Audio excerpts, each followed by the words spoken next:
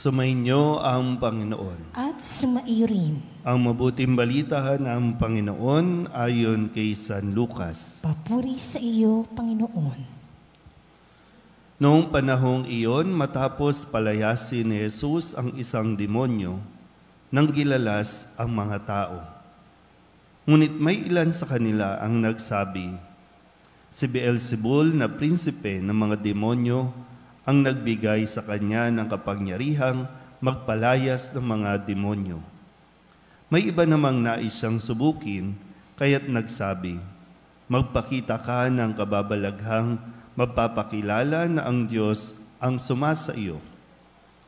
Ngunit batid ni Jesus ang kanilang iniisip, kaya't sinabi sa kanila, babagsak ang bawat kahariang nahati sa magkakalabang pangkat at mawawasak ang mga bahay roon. Kung maghimagsik si Satanas laban sa kanyang sarili, paano mananatili ang kanyang kaharian? Sinasabi ninyong nagpapalayas ako ng mga demonyo sapagkat binigyan ako ni Beelzebul ng kapangyarihang ito. Kung ako'y nagpapalayas ng mga demonyo sa pamamagitan ni Beelzebul, sino naman ang nagbigay ng kapangyarihan sa inyong mga tagasunod na makagawa ng gayon? Sila na rin ang nagpapatunay na maling-mali kayo. Ngayon, kung ako'y nagpapalayas ng mga demonyo sa pamamagitan ng kapangyarihan ng Diyos, nangangahulugang dumating na sa inyo ang paghahari ng Diyos. Kapag ang isang taong malakas at nasasandatahan ay nagbabantay sa kanyang bahay, malayo sa panganib ang kanyang ari-arian. Ngunit kung salakayin siya at talunin ng isang taong higit na malakas, sasamsamin nito ang mga sandatang kanyang inaasahan at ipamamahagi ang ari-ariang inagaw. Ang hindi panig sa atin ay laban sa akin, at nagkakalat ang hindi tumutulong sa aking mag-ipon. Kapag lumabas na mula sa tao ang isang masamang espiritu, ito'y gumagala sa mga tigang na lugar at naghahanap ng mapagpapahingahan. Kung walang matagpuan, ay sasabihin nito sa sarili, babalik ako sa bahay na aking pinanggalingan. Pagbabalik ay matatagpuan niyang malinis na ang bahay at maayos. Kaya lalabas siyang muli at magsasama ng 7 pang espiritong masasama kaysa kanya, at papasok sila at maninirahan doon. Kaya't sumasama kaysa dati ang kalagayan ng taong iyon. Ang mabuting balita ng Panginoon. Pinupuri ka namin, Panginoong Heso Kristo. Isang magandang umaga po sa inyong lahat. Ngayon po ay Biyernes ng ika-27 linggo sa karaniwang panahon at nagpapatuloy po tayo na ating pagninilay sa Ebanghelyo ni San Lucas kung saan ay binibigyan diin yung pagpapalalim ng ating pananampalataya.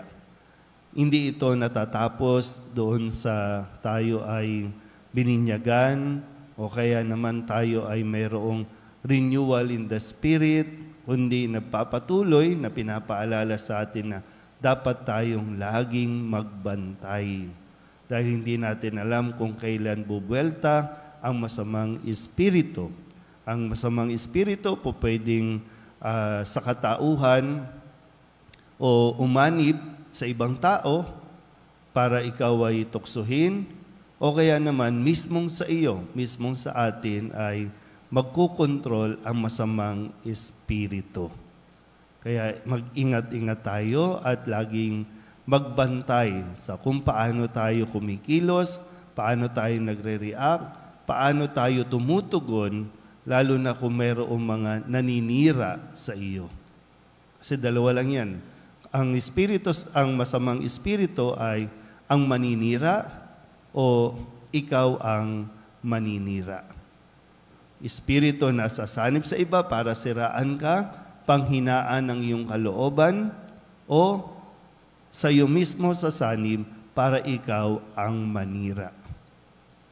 So ngayon, nasaan tayo sa sitwasyon natin ito? Nakapasok na ba?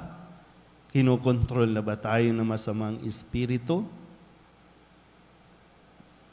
Kaya maganda po yun, ang pinapakilala sa atin o ipinapakita ni Jesus kung paano natin dapat ito harapin. May mga pagkakataon na kailangan mong kausapin, kailangan mo rin ipaliwanag, pero pagkatapos nun, tama na. Kasi kapag pinatulan mo pa yung mga taong nagsasabi ng hindi maganda sa iyo, hulog ka na sa trap. Kasi ang gusto ng masamang espiritu ay talagang magalit ka, magwala ka, gumanti ka. Yun ang kilos ng masamang espiritu. Pero ang kilos ng Espiritu Santo, kumalma ka. Kasi, di ba, minsan kung sino yung maingay, yun talaga yung may sanib. Yun talaga yung mayroong masamang intensyon. Basta maingay, lalo pa ngayon, no? Maingay na sa paligid, hindi natin alam kung sino ang sinasapian na masamang espiritu dahil nagsisiraan ang bawat isa. Kahit na mayroong magandang ginagawa, pero dahil nga sa politika, ganito na ang nangyayari. Siraan dito, siraan doon, para ba matirang matibay. Pero kung talagang maganda, mabuti ang intensyon, mananatili kang kalmado. Ulitin ko po, hindi kinakailangang sagutin, hindi kinakailangan i-entertain yung mga tao na patuloy na ang nakikita lamang ay ang kasamaan. O sadyang walang nakikitang kabutihan sa kabila ng mga magagandang ginagawa mo. Amen?